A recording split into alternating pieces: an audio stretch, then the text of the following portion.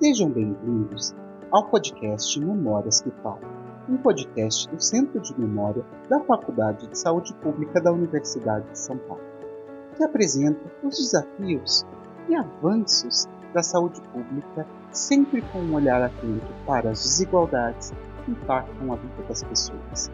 Esse podcast não seria possível sem o Programa Unificado de Bolsas da USP e tantas pessoas que fizeram e fazem parte desta construção.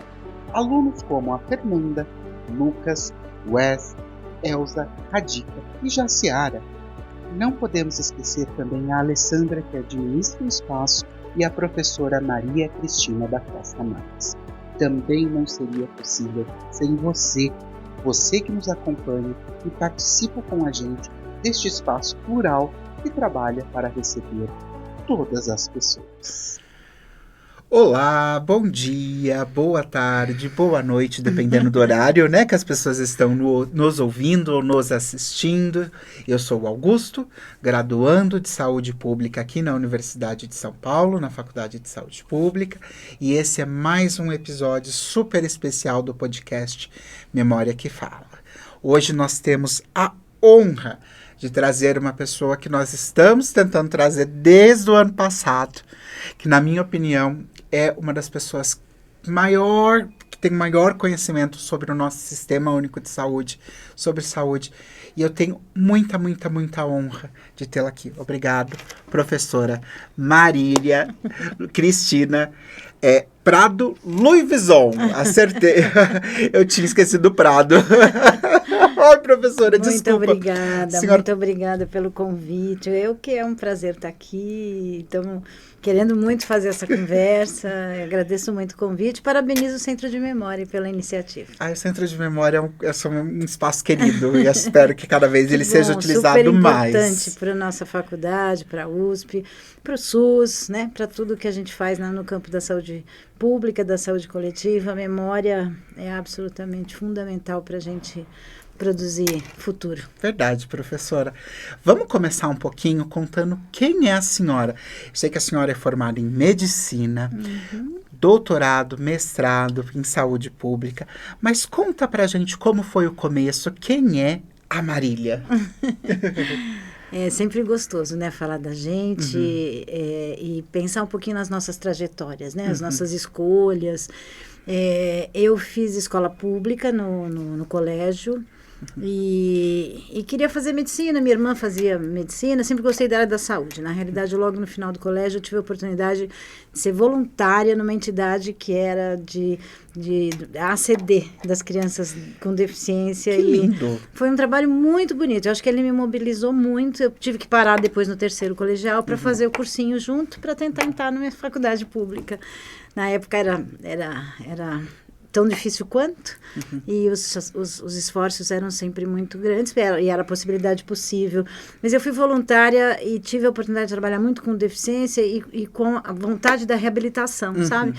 Cheguei a visitar a universidade para pensar em fisioterapia, em terapia ocupacional, sempre gostei muito da reabilitação. Encontrei crianças, tive a oportunidade de levar para a praia, que nunca tinham ido, show do Vinícius de Moraes, sabe aquela coisa que não vai esquecer nunca, né? Levando todas as pessoas da instituição e que sempre era o primeiro momento de encontro com coisas muito especiais e que a gente teve a oportunidade de ajudar.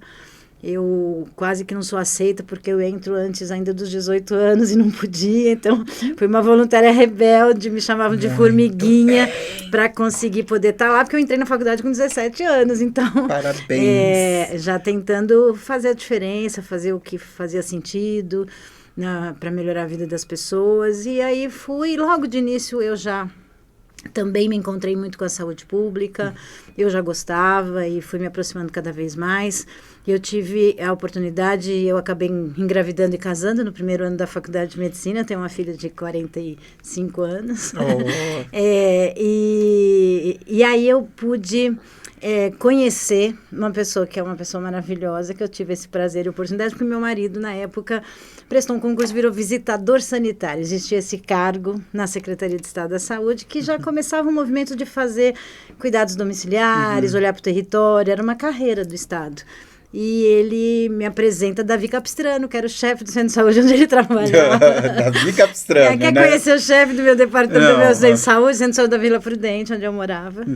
E, então foi um privilégio, assim, tive a oportunidade de conhecê-lo mesmo no cotidiano, como aluna de medicina, ir para a comunidade da Vila Prudente fazer a primeira campanha de vacinação, junto com toda a equipe de saúde do centro de saúde. Então, a partir dali, aí já não teve mais jeito. E eu virei monitora de epidemiologia no 2º ano.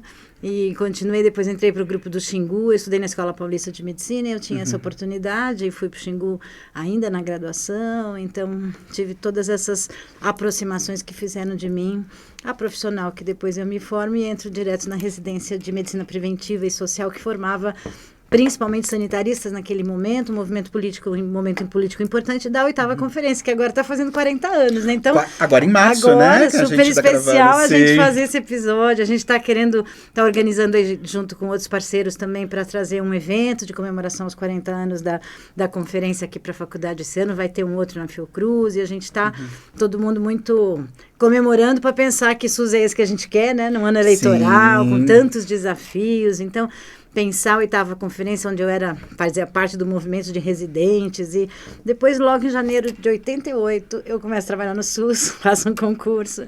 Eu sou criada pelo SUS, forjada pelo SUS. Vocês foram criados juntos. SUS e professora Marília são duas coisas que caminharam, assim, em paralelo e muitas vezes se encontrando. Fez muito parte da minha história, porque aí eu entro na Secretaria de Estado da Saúde, tive a oportunidade de fazer várias coisas.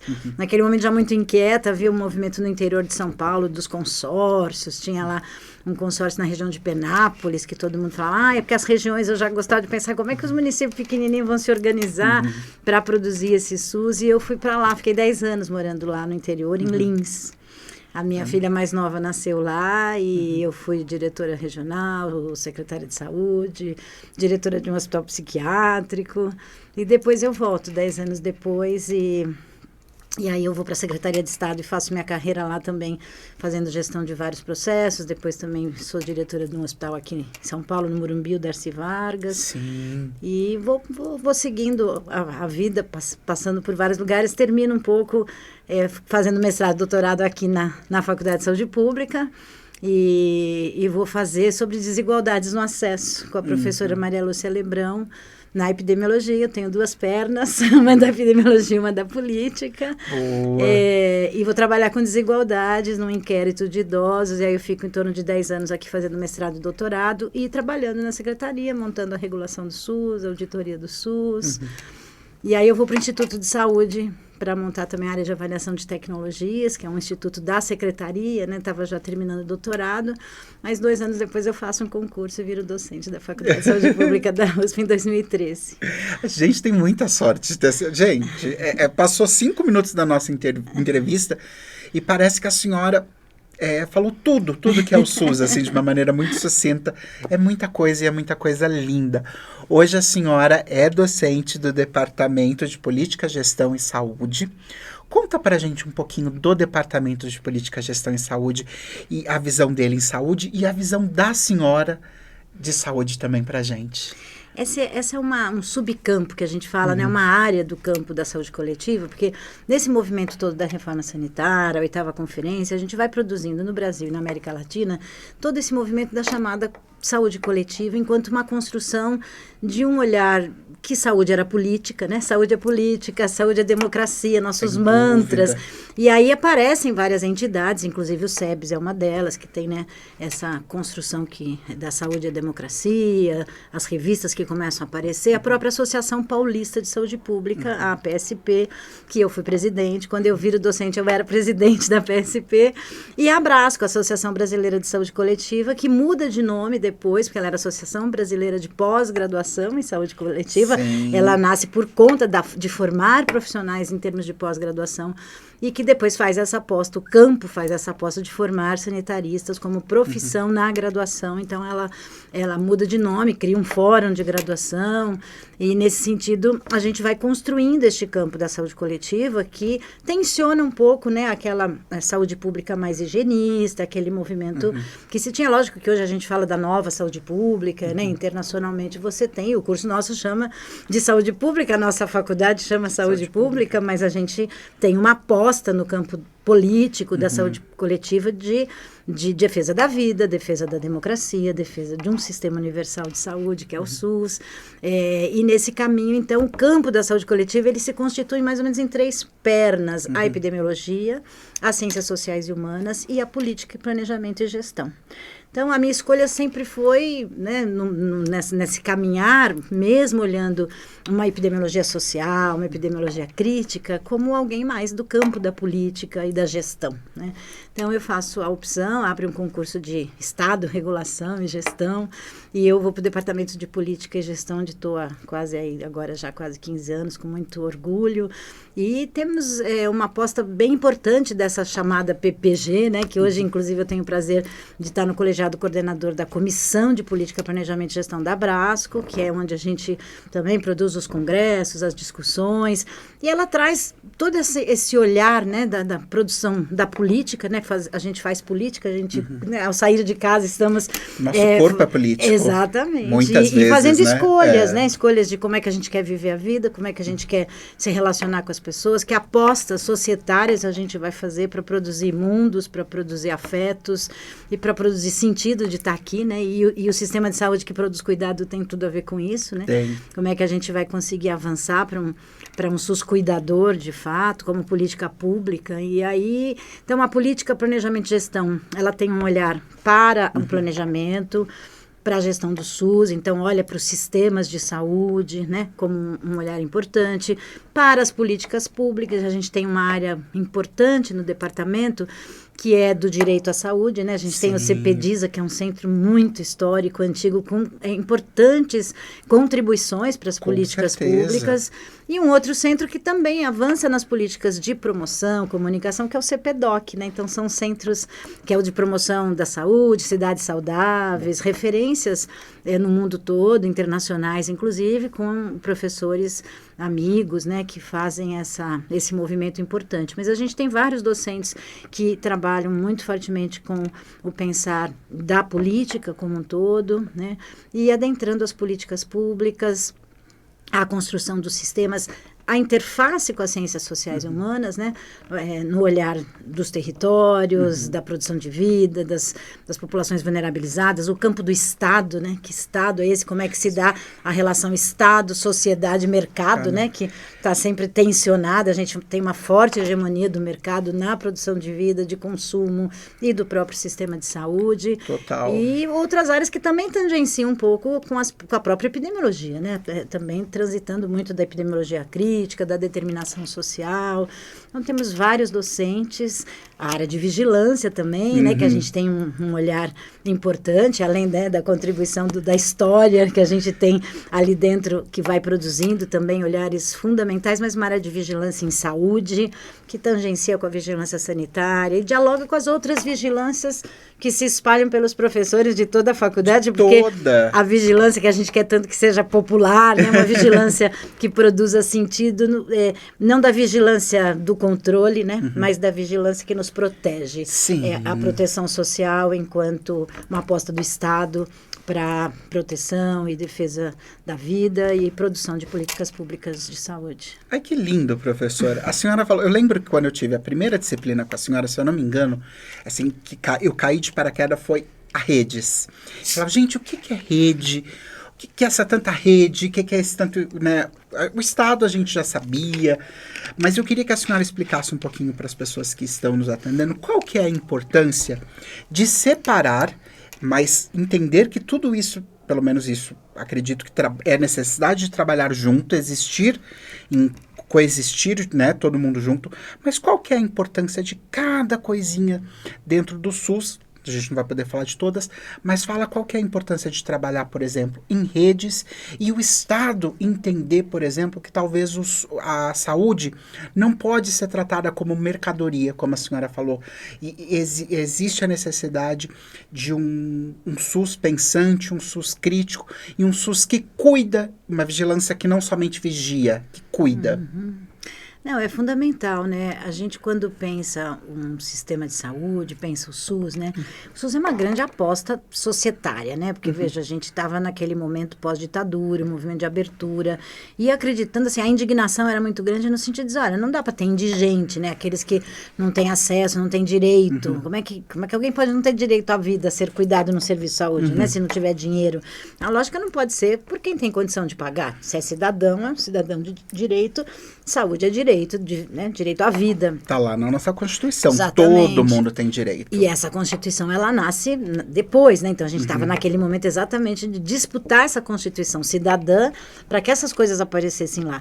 E você imagina o desejo que a gente falava, olha, tem que aparecer um SUS gratuito, público, como garantia de direito. Não pode ser um sistema como a gente tinha, um sistema previdenciário, que era mais para quem tinha vínculos, né? De trabalho. Veja, uma sociedade que não tem pleno emprego, né? E que tem uma desigualdade como a nossa, com muita pobreza, e a gente falava, olha, não dá, a gente tem que enfrentar as desigualdades. Mas a gente falava muito fortemente também algo que acho que é muito emblemático e importante, que a gente tem que ampliar o conceito de saúde. O que é saúde mesmo, né? Quando a gente fala em saúde, todo mundo pensa em remédio, em doença, né? E saúde é muito mais do que isso, né? Saúde é vida, saúde é liberdade, saúde são as várias possibilidades de existência que precisam ser garantidas pelas políticas públicas e pela sociedade como um todo. Então, ampliar o conceito de saúde e reduzir as desigualdades era a grande aposta. E para isso o SUS, então, se constitui como esse sistema que é bastante complexo, porque a gente vive num país federativo, né? A gente tem um federalismo que não é simples, né? Nas relações entre governo federal, governo estadual e governo municipal. Então, uma das grandes desafios que a gente precisa estudar quando pensa em redes é a regionalização. Como é que os pactos federativos, né, se organizam para garantir as políticas públicas. O tal do mosquito, né? Ele é municipal, ele é estadual. Quem que vai dar conta de resolver isso? Quem é o responsável pela Ficou política? Aqui, mas caiu aqui, pois né? Porque é tudo conurbado. Estou falando de território, estou falando de cidades, estou falando de regiões metropolitanas, por exemplo. Então, este olhar para as regiões, para o território, processos de territorialização foram se constituindo muito fortemente no SUS. Além disso, há uma fragmentação que é constitutiva, né? A gente forma as pessoas tudo no seu quadradinho, vai trabalhar nos seus consultórios, e as pessoas acham que enquanto ela ficar quietinha sozinha, ela está protegida, né? Sinto muito dizer, mas não é verdade, né? Se a gente não ficar juntos, né? A gente vai ter muito mais dificuldade de produzir e de ter, né, resposta, e de ser potente, inclusive, né? Sozinhos é muito mais difícil de conseguir dar conta de uma complexidade dessa, que é cuidar do outro num sistema deste tamanho, com todas as disputas de financiamento. Então, ele tem historicamente um desfinanciamento dos orçamentos da Seguridade Social, que acabam não vindo todo o dinheiro que tinha que vir para a saúde, né?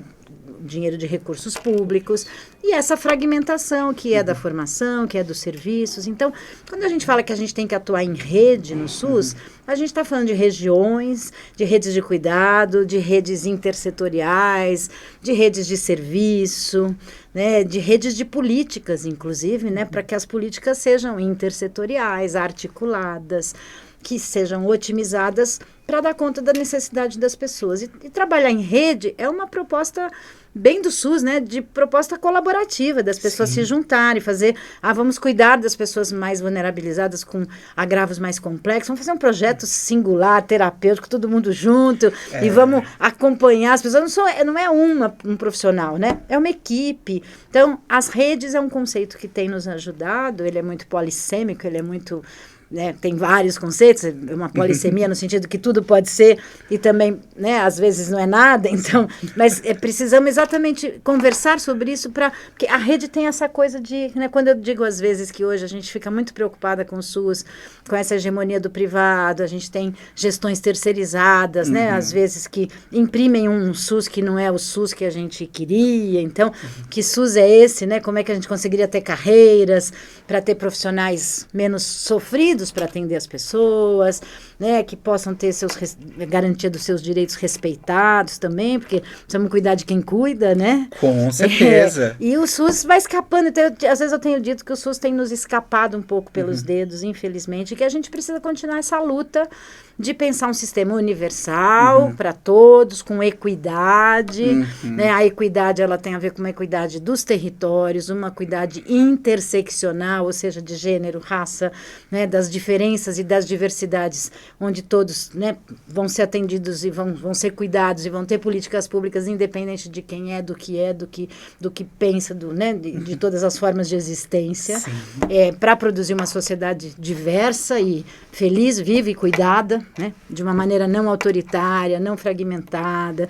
Então, tudo isso é muito ousado, precisa de gente com liberdade, né, de produzir. Então, esses desafios todos, quando a gente fala que está escapando pelos dedos, a imagem que vem também para mim é a rede, né? Porque na hora que a gente faz rede, que a gente interlaça, se junta, produz potência, produz resistência, vai estudar, vai fazer pesquisa, vai fazer graduação, vai trabalhar no SUS, vai usar o SUS, né? E disputa por ali, pelo território, de que aquilo tem que funcionar, porque ele é público, ele não é de graça, ele é financiado por impostos, né? E a hora que toda a sociedade faz esse pacto social em defesa do SUS, a gente vai construindo redes, construindo laços, nós, que vão ajudando um pouco a dar uma tessitura, né, para esta política pública, que é tão potente e que, de fato, possa cuidar das pessoas. Possa cuidar, né? De maneira individual, mas de uma maneira que enxergue a todos, né? Isso que é importante. Coletiva, territorial, mas singular, né? Individualizada,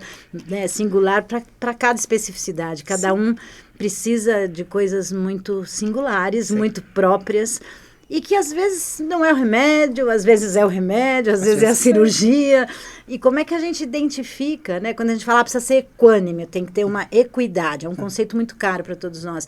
Quando a gente vai estudar as desigualdades, as iniquidades, que são as desigualdades injustas, as perversas, né? Sim. Aquelas que não são só desiguais, assim, não dá para suportar que alguém tenha que passar por esta situação, ou tenha que ficar sem acesso, ou tenha que ficar numa espera indigna, por exemplo, sem informação, né? Então, a gente precisa identificar essas desigualdades para poder produzir política pública com equidade. Né? E, ao mesmo tempo, também não produzir uma política pública que seja interditadora, porque quer fazer igual para todo mundo, porque nós não somos iguais e a gente precisa de coisas diferentes. Né? Todo tempo nós precisamos de coisas diferentes e coisas diferentes que atendam a nossa vida. Isso, para mim, é saúde. A Laura, quando... foi uma das primeiras aulas que eu tive aqui nessa faculdade, a professora Laura, maravilhosa, perguntou pra gente o que era saúde. E fez a gente trazer na aula seguinte o que era saúde. Eu só consegui pensar na minha mãe. Eu consegui pensar na minha mãe. Minha mãe é saúde. Minha mãe é o que me coloca como saúde. Então, às vezes, a saúde pode ser um medicamento e são necessárias essas novas tecnologias. Eu me pergunto um pouco, professor, e eu queria perguntar para a senhora, sobre o que o SUS era, o que o SUS está se tornando e o que o SUS pode se tornar, né, aqui, hoje, quando a gente fala de território nacional, no nosso território. Mas eu queria usar como base a implementação de tecnologia, que novamente eu acredito que seja extremamente necessário, mas até onde nós, como população, nós como Estado e nós agora como estudantes e profissionais de saúde pública, nós às vezes deixamos essa tecnologia tomar talvez mais do que ela deveria ser, ocupar um espaço maior do que ela deveria ocupar dentro do cuidado, dentro da saúde. Eu queria saber a sua opinião.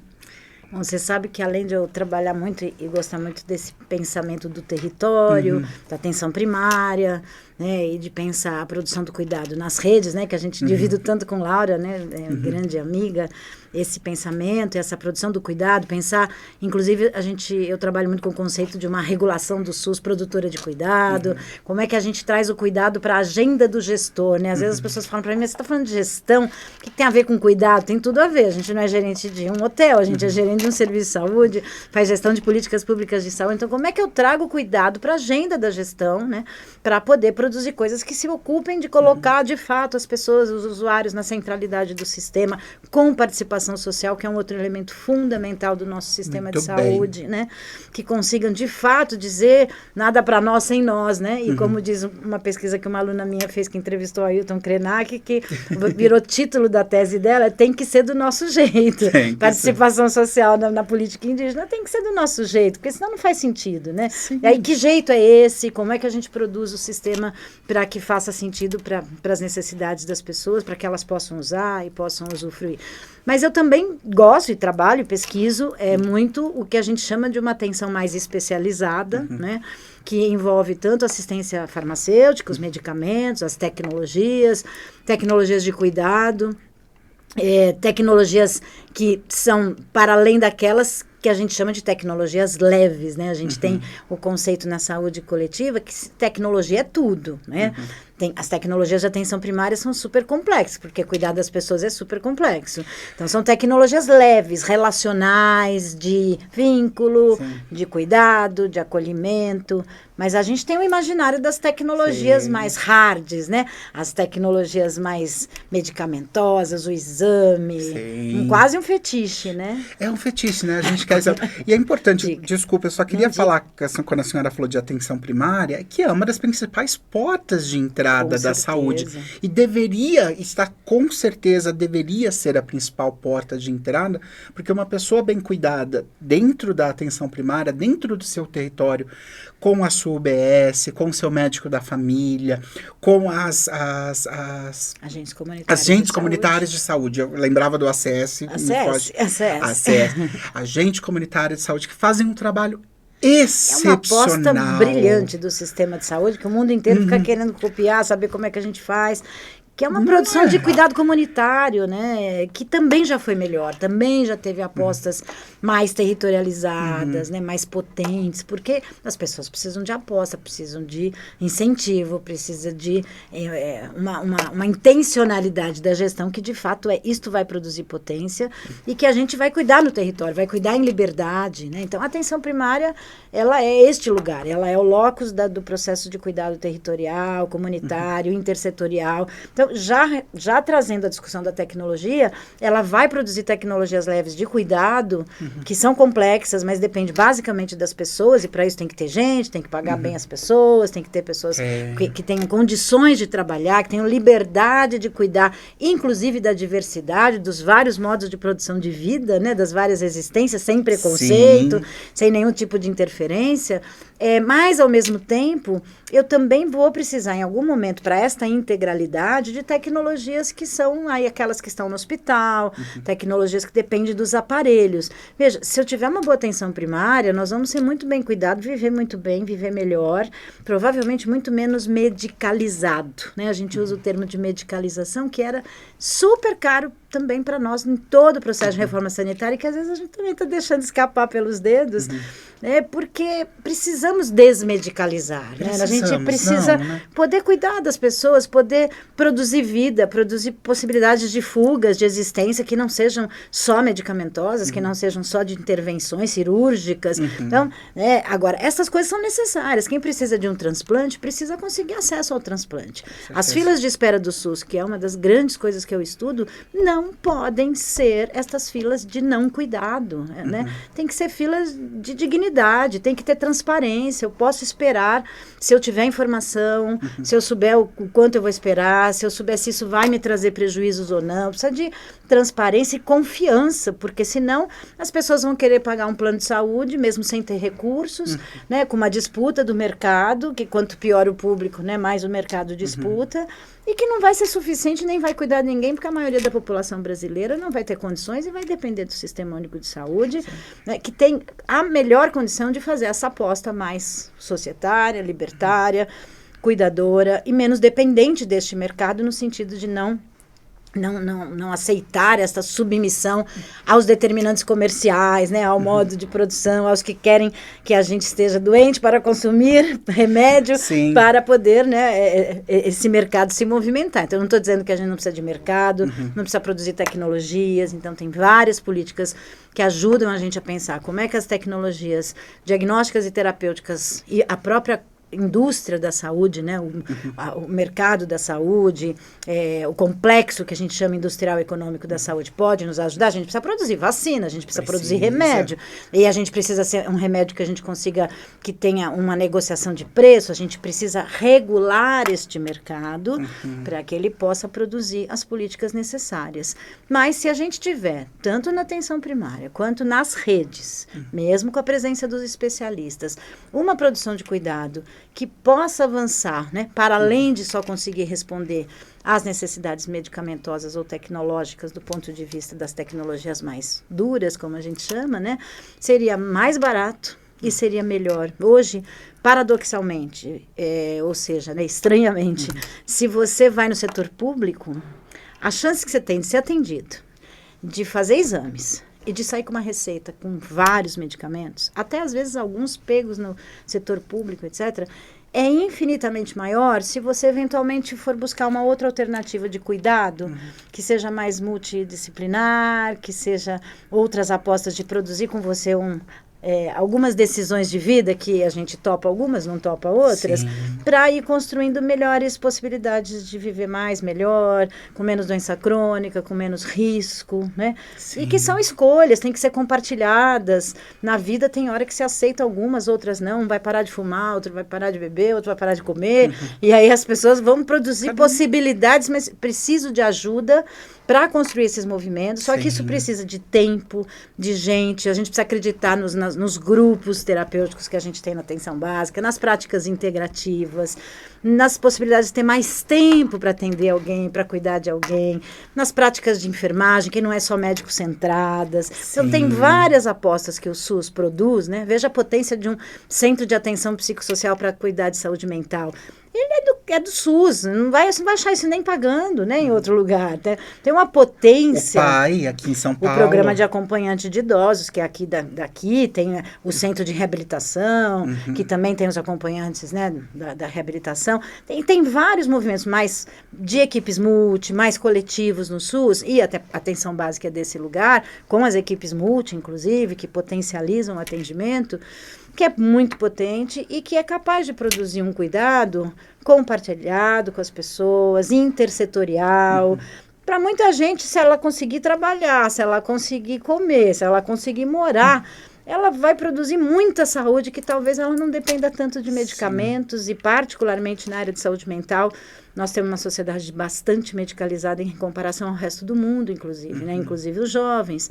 Então, isso nos preocupa no sentido de que outras apostas de cuidado a gente não está conseguindo fazer para que a gente possa cuidar das pessoas e não deixar-nos tão dependentes, né, de tecnologias que eventualmente nem sempre nos fazem bem, porque também, né, em excesso são iatrogênicas, trazem, né, dificuldades, às vezes, de outras ordens. Você toma um remédio para resolver, né, o problema de um outro. Veja, na velhice, né, a gente fala que a iatrogenia da polifarmácia começa a tomar um remédio para resolver o outro, porque tem um conjunto de necessidades, né, no campo do envelhecimento e da fragilidade que precisa de um conjunto de respostas também que é muito da ordem de cuidado no território, na família, espaços de socialização, produção de vida, que isso tudo vai construir. Eu costumo falar que a gente precisa desmercantilizar a saúde, descolonizar a saúde, né?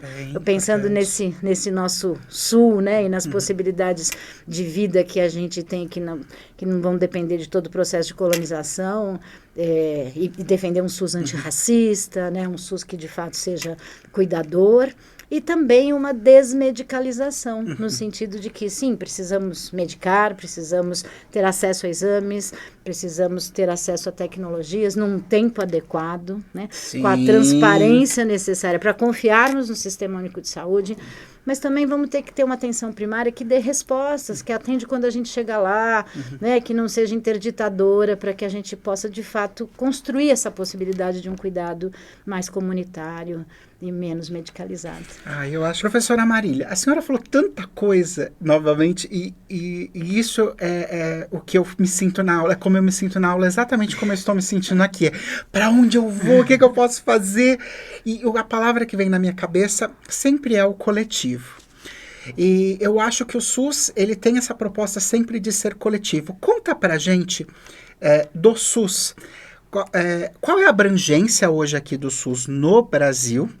Quantidade de pessoas que utilizam, porque às vezes a gente acha que pouquíssimas pessoas utilizam o SUS ou só umas pessoas muito específicas utilizam o SUS. E a diferença do SUS entre o SUS, né, essa diferença, SUS, saúde pública, e a saúde privada, se a senhora puder, por favor. Então, olha, a população do Brasil todo usa muito o SUS, né? O SUS salva vidas na maioria dos territórios. Sem o SUS não seria possível a gente construir possibilidades de cuidar das pessoas. E vimos isso na pandemia, né? Sim. Estávamos num país que estava, em outros países as pessoas meio desesperadas, a gente sabia que podia não dar certo em algum lugar, mas dificilmente você não seria atendido em algum hospital, né? Ficaria na rua. E veja, as pessoas que tinham plano não ficaram mais tranquilas do que quem tinha SUS naquele momento. Todo mundo sabia, inclusive, que os hospitais públicos é o que estava mais ampliando o leito, que se tivesse um leito com respirador no hospital público era tudo que você queria na vida, mesmo Sim. quem pagou a vida inteira plano de saúde. Então isso mostra, né, e deixa claro a importância de pensar um sistema universal, gratuito e a importância do SUS, né? Eu tive numa peça esse fim de semana que discutia os profissionais de saúde. Qual peça? Chama Coragem. Olha! E eu achei bem interessante, são 4 mulheres trabalhadoras do SUS, de um hospital público, e elas vão ficando desesperadas, porque o hospital está lotado, etc., mas uma delas acaba perdendo o plano, bem na hora que precisava ser operada, porque o plano diz que não interessa mais, porque ela estava velha, então toda uma crítica, né, e vai mostrando assim, apesar do SUS estar no hospital que elas estavam bem angustiadas, porque estava muito lotado, e trabalhando muito essa questão do sofrimento dos trabalhadores, porque é muito difícil, né, esse cotidiano de trabalhar no SUS, mas ao mesmo tempo, assim, que bom que a gente tem SUS, né, e ela termina falando, viva o SUS, né, viva o teatro, viva o SUS, eu fiquei muito feliz, acabei de assistir, fiquei emocionada, né, assim, da importância de você ter uma plateia de teatro, jovens, aplaudindo um Viva o SUS para dizer, né, assim, tem sofrimento, tem superlotação, tem problemas, falta dinheiro, né, mas nós precisamos brigar para que isso aconteça melhor, porque a lógica do mercado, né, para depender dele, né, vai ser mais perversa ainda e não vai resolver o problema. Então, essa relação, ela se dá nesse sentido da gente saber que, apesar de ser um desejo, etc., também o setor privado acaba não dando as respostas que se quer, né. A gente tem em torno de 70%, mais de 75% até que usa o SUS no Brasil inteiro, né, em termos de população coberta, né, quer dizer, a gente atende a todos, mas tem em torno de 15% a 20% que tem plano de saúde. Em São Paulo, a gente tem um inquérito, que é o Coordeno, né, que é o ISA Capital, que a gente também tem divulgado bastante os resultados e vai que sair a gente novo agora, né? Vai, que a gente fica pergunta para as pessoas, né? Você tem plano ou não tem plano? Então eu consigo saber como um inquérito domiciliar, quem usa o SUS, para quê, e a gente consegue depois detalhar que tipo de utilização faz.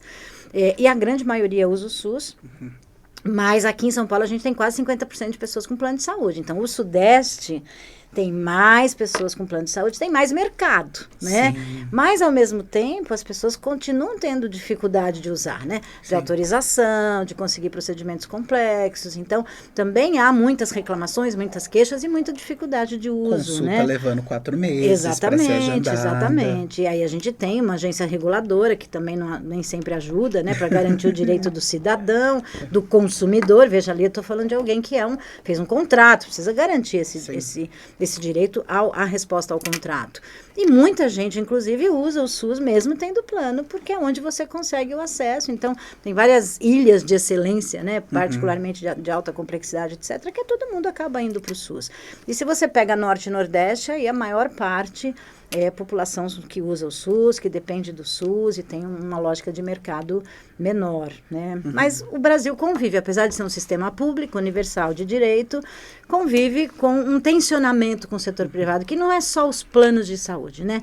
Tem uma tensão, uma hegemonia da formação, da provisão de serviços. O que a gente tem dito também, que eu acho que é importante, é que o SUS precisa de uma alma pública. O SUS não precisa de uma alma privada. Posso até ter serviços privados, posso ter um sistema mix, né, com algumas pessoas usando um sistema privado, mas o sistema público brasileiro, ele é fundamental para dar a alma pública, o pensar público, mesmo que haja a utilização e de alguma forma, os serviços privados estejam presentes, né, no sistema de saúde, que acaba tanto, mas que a política pública seja garantida do ponto de vista da lógica do público, do coletivo, da sociedade, dos interesses do cidadão, né? Porque o Estado brasileiro precisa defender proteção social, né, e garantir o bem-estar social com políticas públicas. Se alguma parte da população paga um plano de saúde, né, deveria ser uma livre escolha e não uma necessidade. Com certeza. Para isso, o SUS tem que mostrar a que veio, conseguir criar essa materialidade. Tem que ser fácil, bom, possível e adequado usar o SUS, assim como uma escola pública, porque quanto mais gente usar o público, melhor o público será. Com certeza, ele vai se tornando uma coisa cada vez mais robusta, Que é fortalecida. defendido por todos e que, se não funcionar, vai ter mais gente com poder de uso, com poder de disputar esse lugar que tem que funcionar, que tem que ser melhor. Porque às vezes pode ser muito fácil para uma pessoa com um plano de saúde, um plano particular, falar assim, eu não uso, mas ele passa pela mesma a deficiência de acesso. Num plano, várias dificuldades, porque o mercado tem até seus mais. interesses. E lembrando que todo mundo usa o SUS, né? Porque o SUS está lá para pagar vigilância. Em vários momentos se usa o SUS, então o SUS é um sistema para todos nós. O SUS apareceu agora numa série que eu comecei a assistir sobre o Césio. Não, o incidente, é verdade, o acidente. acabou de sair. E mostra muito a vigilância, o que é o SUS. É muito interessante. E isso em 80, proteção social, 89, né? 86. Proteção da vida. Não, 86, porque não tinha o SUS ainda, acho. Mas o sistema de vigilância funcionando já, né, para tentar firme e compreender forte o que estava acontecendo e fazer as relações aí para proteger a sociedade. É lindo enxergar. Professora, eu sei que a senhora tirou um tempinho na sua agenda super corrida pra gente. Eu não tenho palavras para agradecer. Mas eu também não poderia deixar de perguntar a pergunta que eu faço para todas as pessoas, porque senão a senhora não teria vindo aqui. Sim. Eu pergunto, o que é memória para a senhora? E por que a memória é importante? Memória é história, memória é vida. E é importante porque ela produz a possibilidade da gente se encontrar o tempo todo com a vida vivida e reconstruí-la o tempo todo para ser cada vez melhor e produzir um mundo melhor para todo mundo. Ai, que lindo! Vamos viver a vida e vamos reconstruí-la e vamos viver com a nossa junto, memória. Vamos ajudar que as nossas memórias, né, se recoloquem e se posicionem. E que a gente vá produzindo novas memórias. A gente vive para produzir cada vez melhores memórias juntos, né? A gente constrói, a memória ela é produzida no coletivo. E ela pode ser uma memória cheia de pessoas diferentes, né? Aquela coxa de retalho, mas a gente constrói... cada um constrói, às vezes, a sua própria memória. E que ao revivê-la, né? E ao poder explicitá-la, a gente reconstrói o coletivo num outro tempo e vai crescendo. Ah, que lindo. Obrigada, professora. Eu que agradeço demais o tempo da senhora.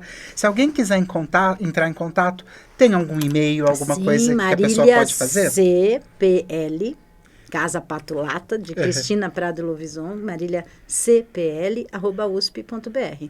Estou à disposição. A gente tem grupo de pesquisa, palestra, conversa, roda, é tudo que a gente puder fazer. Falo muito do SUS. Falamos bem, olhamos problemas juntos, fazemos críticas, mas ele pode ser melhor, eu não tenho a menor dúvida disso. Então, não aceite um SUS ruim, porque o SUS não nasceu para isso. Toda a torcida aqui, tô com a senhora nessa. Gente, muitíssimo obrigado. Vocês, todas as pessoas que nos acompanham, obrigadíssimo. Não deixem de pesquisar um pouquinho sobre a professora Marília. Ela tem muita coisa lançada. É um ser humano lindo de se ver, gente.